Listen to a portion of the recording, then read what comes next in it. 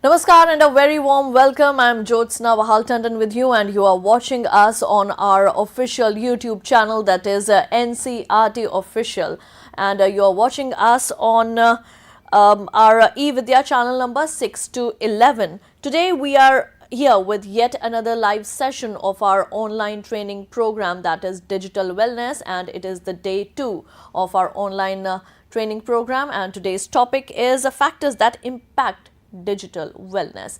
And as we all know that digitalization has its positive and negative effects, and if you have any queries regarding the topic, so you can just drop your queries or your questions or opinions in our YouTube chat box. We have Dr. Shreya with us today in our studio. Welcome, Dr. Shreya. And I hope that you will definitely just put some light on today's topic. Dr. Shreya, as we all know that excessive internet usage can be, increase the psychological arousals, and this can result in less sleep, insufficient food habits. So what all are the problematic signs in the, if you say ki, in the use of digitalization? These days everybody has access to some of the other digital apps. For instance, everybody has a mobile phone. You cannot even think that you could live without a mobile phone, and I believe that is for every one of us. We cannot even think of living without a mobile phone. If we have lost our mobile, that becomes a source of stress for us. So this day-to-day use, so much use of digital technology has definitely led to an increase in our stress levels, especially with increased access to social media. One is constantly comparing ourselves with the others, that the glamorous life that is shown on digital media, on social media platforms, that leads to an increase in stress, especially amongst children and adolescents who are going through that developing age, who are very prone to low self-esteem and these issues. So it becomes very important for us as care providers, as doctors, teachers, parents, to be very well aware of the bad impacts that digital technology, that excess use of this technology can have on us. So I believe I'll be discussing that in great detail today in today's session, that is on factors that impact digital wellness. Okay, so we are ready, Dr. Shreya, and I hope you have got a PPT with you, so that we can understand the topic more clearly. Yes. Yeah. So starting with factors that impact digital wellness. Starting with the contents, today I'll be covering what is the basic concept of well-being, concept of digital well-being, and why in today's day and age should we be concerned that about digital well-being. Factors that impact digital wellness, what are the risk and protective factors, and how much digital use is too much. Should we completely ban all these media, or there should be a moderation in usage? And how can we maintain a healthy social media relationship in today's day and age? So moving to what is well-being. Well-being is a positive state that is experienced by individuals and society as a whole. It is determined by the social arena, for instance, your friend circle, your family, economic, such as the financial and environmental conditions. Well-being includes the quality of life, and how much you are at peace with where you are in life, your meaning and purpose in life. It is characterized not only by good physical health, but also a sense of happiness and satisfaction with life. These are the basic dimensions of wellness, of optimal well-being, which include the social arena, emotional well-being, physical, nutritional, technological, environmental, mental and psychological, which we will be discussing briefly over the next few slides. Social factors, for instance, man is a social being. One cannot live without social relationships, for instance, family or friends. So the relationships we maintain and hold with others, they are a significant key to our overall health. How we interact with people has a positive impact. Negative interaction can also have a negative impact on our well-being, and for an attitude of care and concern for each other leads to a positive sense of connectedness and well-being. Now coming to emotional factors, Emotional factors would mean recognizing the way we feel. For instance, if I'm feeling unhappy today or I'm feeling sad today, so regulating these emotions can offer insight into situations and experiences that we encounter. So, moving to physical factors, health not only comprises physical well-being, but as WHO says, it is a complete sense of physical, mental and social well-being, but physical factor also makes a very important part of it. How much you exercise is of course best suited to you, but some amount of physical activity is definitely essential for a holistic development. Yeah. Coming to nutritional factors, of course, the nutritionally balanced diet is definitely very important for well-being, and so are the environmental factors. For instance, one must there are things like seasonal depression. For instance, in the winter season, when you do not move out much, when there is no sun, at that time one feels blues. For instance, a lot of people, when it's raining heavily on a lot of days, you feel blues. So that is why sunlight is important, that is why fresh air is important. So environmental factors also play a huge role in our day-to-day life, and so are the technological factors, which we'll be covering in detail today. So the amount of time we spend on digital devices depends on a lot of factors, and they impact well-being. Like on social media platforms, a lot of our interaction goes on social media platforms, and being consciously aware of the kind of articles one is reading, on the kind of work one is doing on digital media, plays a very important role in our well-being. So is our psychological well-being. How is your self-esteem? How confident you are? How do you perceive yourself to be a very positive person? Do you have an awareness of your surroundings, and is that positive? So psychological well-being is also a very important part. Similarly, mental well-being. For these days, depression, psychosis, anxiety, stress, these things are a very OCD. important, definitely, OCD, these things are a very because of the awareness these days that is on mental health, everybody has come to know about stress, anxiety and everything. After COVID, all this has, everybody knows about these things, sleep disorders Yep. and these things. So mental health is also a very important part of our overall well-being. Psychological well-being, one has to be in a good relationship with self. Physical exercise, nutrition, a personal sense of growth, accomplishment, all that leads to a good psychological health. Now, giving you an introduction of digital well-being. Digital well-being is a term that is used to describe the impact of technologies and digital services on people's mental, physical, social and emotional health. Now, as we know that since 2020, after the COVID-19 pandemic, there has been a rapid increase in remote learning, the use of digital media and platforms for our students. They have changed the way they have seen technology, and so have we as teachers and care providers, and as parents, we have grown from not having a mobile phone to having screens in front of us probably 18 hours a day. This definitely helps, this definitely impacts our well-being in ways that we cannot even fathom.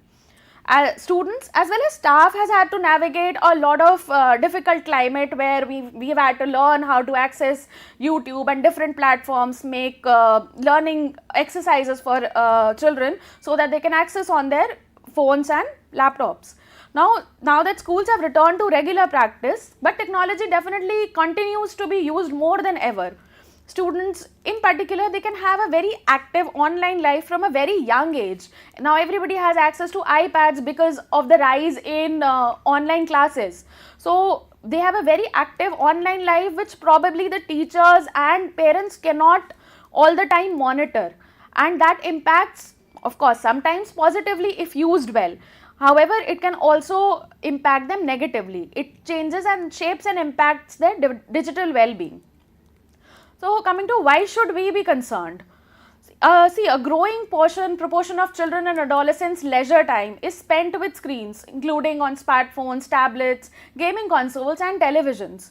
Now, adolescence is a very is the period between puberty and adult independence. In this period, the adolescents are not too naive and they are not adult too, and they actively are developing their personalities. Their self-esteem is at their lowest. They are very fragile.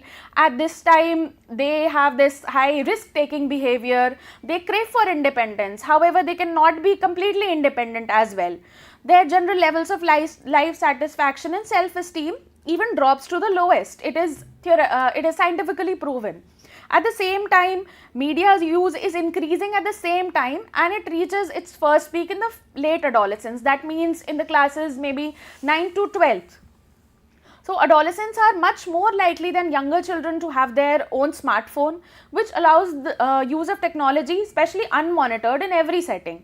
This may increase the possibility of internet addiction, excessive gaming, problematic social media use, which has been linked to low well-being, not only for themselves, but also some adolescents, some adults do engage in cyberbullying and other aspects that we learn further that affects other person's well-being as well. High use of screen is also seen to display much more poorer emotional regulation. For instance, not staying calm, or arguing too much, or being difficult to get along with, being very irritable, very impulsive. These things are also seen with people who use screen for a long duration of time. They also are unable to finish tasks, it lowers their curiosity, and since most of their friends are online, they are engaging in social relationships online. So having and fostering physical relationships in the real world becomes much more difficult for them, and not having real relationships is a problem, definitely. Smartphones also has been seen to replace face-to-face social interactions. For instance, parents must be facing this a lot, that they are talking to their child, but the child is on his mobile phone, not listening to the parent. Smartphones have found their way into our dining tables, yes, onto our drawing rooms, into our living rooms, and they are there to stay. So this definitely has an impact on their academic performance, yes, but the impact that is there on their holistic social well-being, psychological well-being, has to be seen, and how we can read what are the factors, how we can determine when to intervene, when to see that okay, this is becoming problematic, now we must seek help or we must do something about it. As teachers and parents becomes very important. And even in the, as you are talking about the adolescent age, but if we see the behavior of toddlers as well, yeah, parents are working and the kids are with the grandparents. Sometimes the kids get really irritable. So what the grandparents do, they give the mobile phone or the tablets to the kid. So this can lead to virtual autism as well, I guess. Definitely, definitely. It has been seen in my clinical practice as well, that after COVID, because COVID was such a difficult time for parents and us, so the parents had given mobile phones or TV screens to the children, and after COVID ended, around after a year or so, we had a lot of rush of parents coming in with toddlers saying that they had seen a regression in the milestones. The child had already started talking, but for the past 1 year he had regressed to using only 1 or 2 words. He had started pointing. So he would not speak words, he would not make eye contact, he would not eat without mobile phones. So such was the impact of screens at that point in time. So that was when people started realizing that no, it's not all good, it's not all hunky-dory. You just cannot keep on watching good videos on YouTube and ignore the impact, ignore the harmful impact it also has. Because it is just one-way communication. Definitely. Yes. Children to grow and develop require two-way communication. Like a mother talking to a child. That is how the child develops speech, by seeing, imitating. Of course, neurodevelopmental age does matter. As the child grows up, he'll be able to learn much more, but seeing, imitating, those things, two-way communication is a much more important factor in development, not only of children, but in adults as well. How long can you watch a TV screen and feel good? So, Dr. Shreya, is that the reason that parents are giving admission to the children at a very early age in schools? Because in our times, the admission age used to be 3 or 4 years, but now it has come to 2 years as well. Yeah, definitely it has. That is why it is important for children to mingle with people, mingle with similar aged children in their surroundings. In our times, it was much more popular to, play outside. Yes. But now children are not, parents are not. In fact, the society we live in, there are not so many children who are playing outside. There are much more children who are seeing TV Yes, screens. yes, true. So definitely, it is important for children to have a cognitively stimulating kind of environment. Children, adults, adolescents, everybody. So, you can continue with your PPTN. Yes. So, what are the categories of risks that adolescents and children are exposed to when they use digital media or social media? First would be content risks. Like adolescent is a very naive kind of age. They can engage with or they are exposed to potentially harmful content. For instance, violent material, pornographic material, discriminatory material or hateful material. Such, for instance, you must have read about this blue whale phenomenon a while back. Yes. Adolescents and children were engaging with such kind of things on the social media, and they were trying to imitate it. And a lot of children did have harmful consequences because of that kind of challenge. All that was propagated and by the social media itself. So, other extremist information and harmful body image norms, for instance, there was this concern about being excessively thin a while back. So, all those things are something that the adolescent mind captures very quickly, and they'll change their way of thinking, and they'll change their way of life because of what everybody says. Plus, we do not want children like 13, 14 years of age having access to pornographic material, do we? So, this is a kind of risk, content risk that we face with our children. Now, coming to contact risks, like social media, everybody is behind a screen. You can have a 40-year-old person claiming to be a 12-year-old person and forge a relationship with your adolescent. Do you really want that? That can result in harmful adult contact, resulting in harassment, unwanted surveillance, sexual abuse, and a lot of other stuff. So, we do not want our children to be, our children or ourselves also, yes, as adults, to be in contact with such people who do not have our best interests at heart, but we do not know who is behind the screen. So, that is another risk. Now, coming to conduct risk. Now, adolescents, a lot of times now we see Instagram has started having warning for contents, right? Or Facebook has started having warning for contents. Why is that? Because concerns were raised that adolescents and other people can witness violent events and other events of bullying, harassment on online social media. So, harmful peer contact and hostile communication, peer activity, all these things were taken into account, and that is why now we have this warning for content on social media.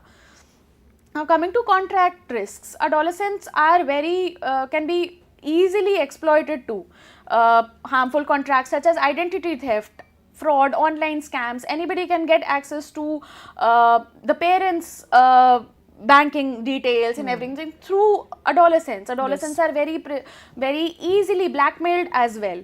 So, these things are what is causing a problem in the social media, in the social space. Otherwise, we also have privacy violations these days. Cyber security, these things have been emphasized on time and again. So, these things have to be kept in mind that our adolescents are at risk. So, how does digital space affect well-being?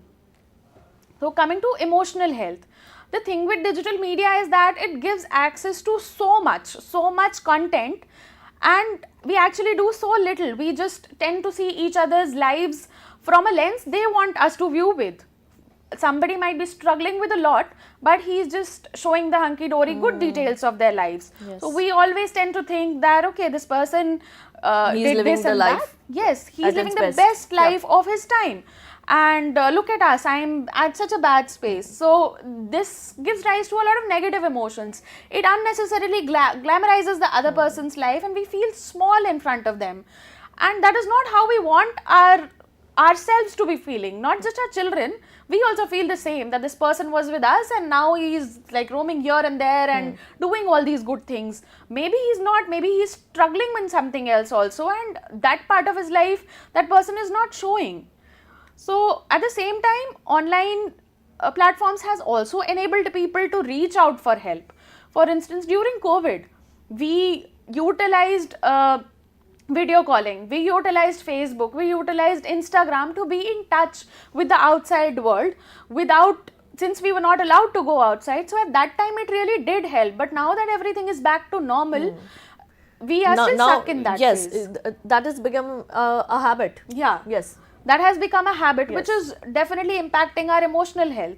So watching entertaining content can definitely make you laugh, but for how long can you go on watching it? While reading hostile comments on Instagram or Facebook is definitely going to make you feel low and angry. So what are the possible examples of having of digital this thing having a negative impact on you? Emphasizes once it leads you to compare yourself to others. And for those of us or other adolescents, young adults who are using dating apps, it can also be detrimental to a person's digital well-being. These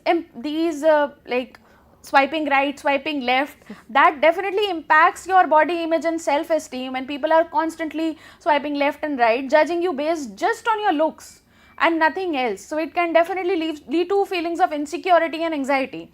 Now, what positive impact can it have? You can seek out help on different social media platforms. Like for instance, this thing on YouTube. Yes. Now you have access to this through digital media. So this is one of the positive impacts, that creating awareness becomes easy through social media.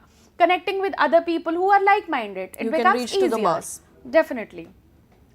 Now, what impact does it have on your psychological well-being? Have you ever felt that you cannot locate your phone? You do not have any work with your phone, but you just panic. Okay, where did my phone go? You have no need for your phone at that time. Or you are sitting in a meeting, you're constantly checking your phone. You're not doing anything. Just your phone is on silent. You're scrolling mindlessly through Facebook and Instagram. You are just bored. But we used to be bored around 10 years back as well. But we had found some creative ways to utilize our boredom, and it was fine for us not to be stimulated for a while with all the energy bombardment that is happening through the social media. If this thing has become an automatism, that you just pick up your phone, open your Insta and you are scrolling, or open your YouTube, you're watching shorts mindlessly, then that has become a problem. Mostly it gives you a false sense of connection for people who are living alone. However, the kind of importance one is giving to social media, it makes you disconnected from the real world. Now, negative impact, it does encourage addictive behaviors. It compromises online safety and promotes feelings of self-worth. It decreases your self-esteem as well. There is also a direct relationship between screen time and insufficient sleep and psychological stress that has been proven for quite some time in different scientific studies. Wandering of mind, there is difficulty in sustaining attention. We used to be able to sit for so long in classes, but after Instagram and Facebook, I believe we have become used to that 5 minutes of reel, 2 minutes of reel, or 30 seconds of reel. Yes. It has become difficult for us to sustain attention for long periods of time. However, and also negative thinking styles are developed. Life satisfaction is decreased because you're just seeing everybody lead their glamorous life and you're the only one who's leading normal everyday dal chawal life. So true. So you are watching us on our official YouTube channel, that is NCRT official, and on eVidya channel number 6 to 11. Today we are talking about the factors that impact the digital wellness, and we have Dr. Shreya Shukla with us today in our studios. I'm getting so many messages from your sides in our YouTube chat box, and people are really liking today's topic, Dr. Shreya, and they are really appreciating. So, Dr. Shreya, here I want to know what are the other factors that are impacting our life in today's world, because we are here in a rat race, and as you said that we are just living somebody else's life, or we are just envy from their life. So, what are the other factors apart from social media? Yes. Definitely, these days, like I believe if we go around 20 years back, we were living a more relaxed life. Nobody was hustling. This hustle culture that has been brought in, is also very harmful. All the time you are like doing something or the other, wanting to improve. Definitely that is a very good thing. But taking a step back and relaxing, giving your mental health importance, that also becomes very important in today's life. And this hustle culture has been brought on by social media itself. So what is next in your PPT? So next I'll be talking about a few addictive behaviors that we have with respect to the social media. For instance, we have this zero inbox syndrome. What is zero inbox syndrome? The moment you have a notification from Gmail or from WhatsApp, you have to check it. Even if you know that is from somebody whom you do not ever talk to, but you have to check it. You have to even if it is spam. Yeah, even if it is spam, you have to just mark it as read. So that is zero inbox syndrome, something known as phantom vibration syndrome. You're sitting nicely doing your work and you feel that your phone is vibrating, but it is not. Right? These days there is also this culture of binge watching. You are watching 10 hours, 13 hours of one TV series. So that is also not good for you, right? Then fubbing. Fubbing is something that you are paying more, for instance, you are paying more importance to what is going on your digital social media than people around you online. For instance, like today's youngsters we are having a dinner table conversation, but they are busy on their mobile phones, right? So that is fubbing. Nomophobia is the phobia of being away from your mobile phone for some time, right? So these are some things that we are moving towards addictive behaviors, right? So otherwise, misinformation that is propagated by social media, early exposure to pornographic material also causes a detrimental impact for psychological well-being. However, being a part of a group, creating a sense of belonging, these are some things that digital media does help us with. But of course, too much of everything is harmful. Now moving on to social health. Digital media, of course, we have discussed it in detail that it helps connection and discovery. However, and it also gives access to endless educational and practical resources. Like you want something, you want to learn something new, it's there on YouTube, it's there on different resources, right? It's there on NCRT resources. Some of the other teacher has put something online that you'll be able to learn better. However, what to filter out, that has also become a problem, right? For instance, now these days youngsters engage in a lot of cyberbullying. Like you put a photograph online and people will be kind of roasting you for different your behavior or your looks. So bullying online has become a very common thing. Yes. And that impacts your mental health. Being a victim of cyber stalking, cyber grooming. However, positive impacts can be preventing isolation, connecting with family and friends, enabling participation in something that you believe in, common platform, that sort of thing it does help with. Now, it also has a very detrimental impact on physical health, like being sedentary.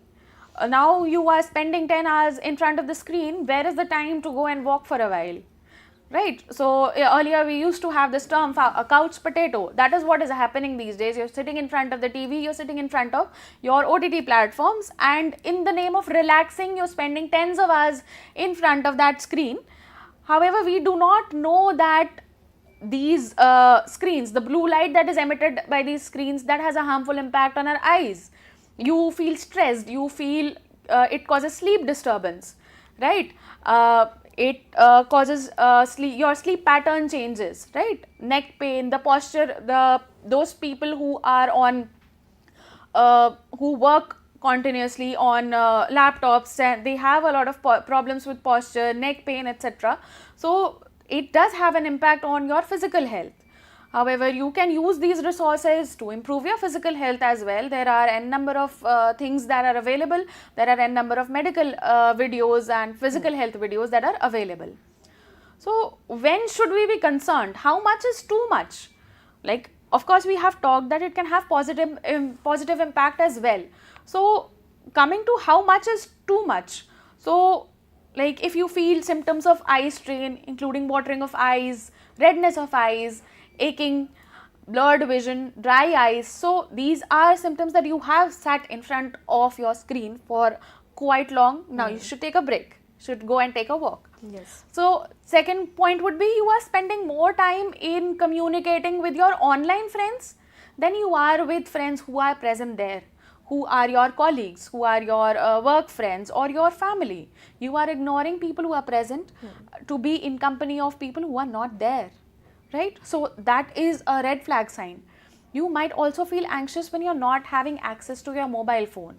If you kind of uninstall these apps that you're having, and you feel anxious, okay, I'm not able to access, I'm not able to see what Facebook comes up with next or Instagram comes up with next, that technology is causing a problem. Now, feeling overwhelmed and stressed because of information overload. Now, once these days we have a lot of channels on parenting. So one influencer would say something, other influencer would say something. So everybody would say something different. You have too much information on your hands and you do not know who to trust, because half of the influencers might or might not be qualified enough to give you that information. Yes. So you could feel Some overwhelmed and influencers stressed. can be paid. Definitely, paid influencers as well. So you could feel overwhelmed and stressed because of so much information that the social media is giving you, and you do not know how to make head or tails of it. You find yourself comparing to others a lot, that others are at a better position in their life, physically and financially. You are comparing yourself a lot, and that is why you are feeling stressed, right? Also, you have started having difficulty in sleeping. You go to bed, you scroll in the social media for an hour or so, and then you lay down to sleep, you're not able to sleep. Why? Because the blue light that is being emitted by these screens is harmful for your neurons, and that deters you from having a good night's sleep. You are having fewer face-to-face conversations with friends and family. You feel disconnected from people around you. Using the internet is preventing you from doing other work. For instance, we must be having a lot of parents on the platform who are saying that our child is on some or the other game for 10 hours in a day. Earlier, I believe we used to have this PUBG and other kind of games that children used to use very frequently, and they would spend tens of hours till the time the phone would get discharged, laptop would get discharged. They would still fight for that, right? So, and they would be ignoring even things like food, bathing. I believe a lot of parents would relate to that, because we did have a lot of such patients in our clinical practice. So using the internet is preventing you from doing your regular work. For instance, you have something pending and you are procrastinating it, just scrolling mindlessly on digital media, right? So using the internet or social media is leading to feelings of being overwhelmed because of all the things, the physical, emotional, psychological consequences. So that is where you should think of drawing a line. What are the risk factors? There is something known as digital drama. For instance, you have posted something online and there is a lot of commenting going on in the comment section, and you're fighting in the comment section. Somebody is saying this, somebody is saying that. So that sort of digital drama, if you are engaging in that, that definitely causes negative feelings of negative health, right? Also, the desire to fit in. Then distressing content such as threats, bullying and harassment, people impersonating you, somebody has made another social media handle with your name, right? Unwanted sexual advances, violent content, pornographic content. Everybody has, I believe, gone through this, whatever age that person might be. And one must be aware that our adolescents are also prone to such kind of this thing. Also, screen time, 10 hours, 12 hours of screen time, how is that going to be healthy, right? Now, what are the protective factors? There is something known as digital resilience, which is the skill set that we give to our children from since they are growing throughout their childhood. What this includes coping strategies. For instance, like somebody is saying something negative to them. How can they cope up with that? Right? How to recover from any small or big trauma, learning from online hazards such as once or twice some kind of cyber security incident happens, how to learn from that. These are things that we also need to teach in our children these days, because they have so much access to social media and digital media. Digital teaching children digital resilience, it acts as a protective factor for adolescent well-beings, and it shields them from potential online risks. Adolescent digital resilience can be boosted through individuals, family and school. Even parents and school both can go through this hand in hand and teach our adolescents digital resilience. Also, it has been seen that involvement in extracurricular activities has been seen to reduce unnecessary digital use and increasing screen time. All that is put to rest when children are involved in other extracurricular activities. Now, parental involvement, how much parents are involved. See, if the parents are also sitting and scrolling social media, that is the kind of message that goes along to the child. Children also learn through social learning and mimicking. So if one is too much involved in the digital media, definitely your child is at risk. Parental involvement, how much involved you are in your child's overall well-being, what is he doing at school, what is he not doing at school, what is he learning or not.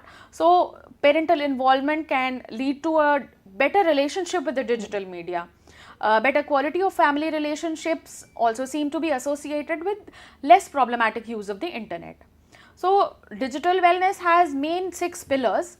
That includes physical health. You have to protect your eyes, sleep, right? Promote physical activity. Then mental health. You have to prioritize self-worth, not just compare yourself with others and feel low, take a battering on your self-esteem. No. Building resilience. Now, spiritual health, social health, for instance, strengthen your relationship with ourselves and others around us. Intellectual health, like what can we learn from the social media, what productive can we learn from the social media. And definitely privacy and safety are the very important 6 pillars of digital wellness. How can we go on maintaining a healthy relationship with social media? So knowing how you use social media and its impact on your digital well-being is important. A lot of us children or adolescents wouldn't even know that what we are doing is actually problematic. Adults have started recognizing this because, of course, we are more cognitive, more mindful. Children are not. So knowing is the first step to preventing this thing and maintaining a healthy relationship with digital media. So first would be mindful of the time you are spending on social media. You have to try to limit yourself to a certain number of minutes or hours per day. Now we have a lot of good apps for that as well. iOS screen time, we have to monitor how much of hours you are spending on the social media, right? Then you be aware of the content you are consuming. Are you just mindlessly scrolling, or you are seeing something productive? And thirdly, are you feeling good after seeing that content, right? Make sure that the content you are seeing is uplifting and does not make you feel anxious or stressed. Now, digital literacy. So digital literacy is something that it is the ability of individuals to understand and use digital services for meaningful actions. For instance, if you're learning something new and you want some help with digital media, well and good. That is how you are embracing your digital literacy, using it for a good purpose, right? Then engaging with social media in a way that feels good for you.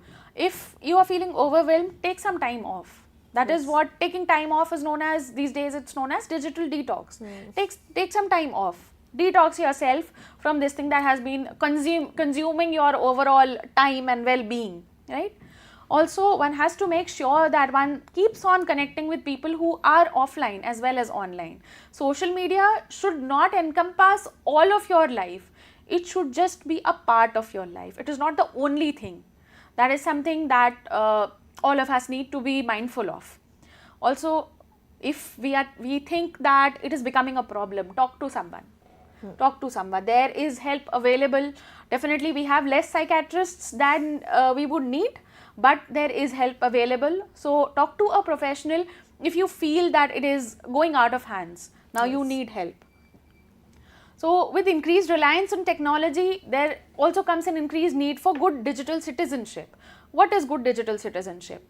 How your actions online are not only affecting you and your reputation, but also that of others. If you are commenting negatively on somebody else's post, definitely it's going to, all that negativity is also, going to come back to you. So, if each of us can be a good digital citizen, I believe the cyberbullying, the cyber threats, all that would come down to a minimum. Yes. In the age of social media, it's very easy to forget that anyone and everyone can see the things you post. So, it does have consequences on your reputation, on what you want to be able to share online, right? So, maintaining your privacy, personal information, personal content, managing your digital footprint with ethical boundaries and professionalism. Good digital citizenship will benefit you in many ways, keep your professional information safe and your privacy also safe. To be a good digital citizenship, you can protect your privacy by being careful of what you share, by being careful of what you write, right? So, all these things are a very important part of your digital well-being, and being mindful of these things, recognizing and if needed, seeking professional help is very important at this juncture. Yes, and there's another very important question, Dr. Shreya, I would like to ask. What can teachers do to identify the problematic use of digital technology? Definitely. So, first of all, teachers, since I believe 8 hours of a child's every day is spent in schools. So, teachers are also very important in recognizing these small things that a child might be going through. For instance, if you see a child who is constantly sleep deprived, right, there might be, of course, there might be something wrong at home, or possibly he is using digital media excessively. So, at that time, a teacher, a counselor can intervene and see whether this child needs help. If one can find signs of any kind of cyberbullying, right?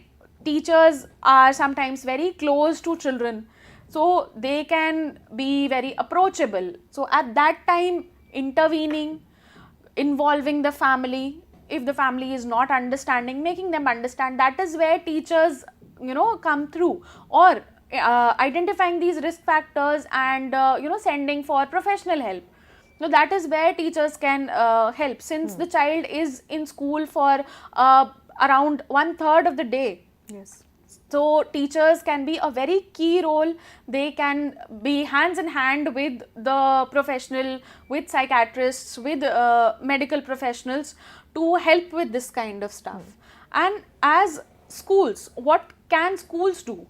You have to encourage appropriate breaks away from devices. For instance, when we were having online classes, we would be having maybe 5-6 hours of online classes. But were we having any breaks in between? Are we designing our courses in such a way that the child gets 5-10 minutes of break away from the screen between each class? Are we doing that? We should be. Right? Creating safe spaces for individuals to talk through concerns. That is where teachers come through. If a child is going through something difficult, he should have access to counselors in school, or class teachers with whom he can talk. Also, one should also engage parents to encourage the use of parental controls and filtering options. For instance, we have these options in all OTT platforms these days. in all YouTube channels, and I believe in Google Play as well, where you can encourage the use of parental controls before installing anything new, before using anything new. Then appropriate offline activities in schools these days, we used to, I believe, physical activity has taken a toll after COVID-19. So we should encourage extracurricular activities, so that extracurricular, definitely we have discussed that extracurricular activities decreases screen time and engagement in too much engagement in digital this thing.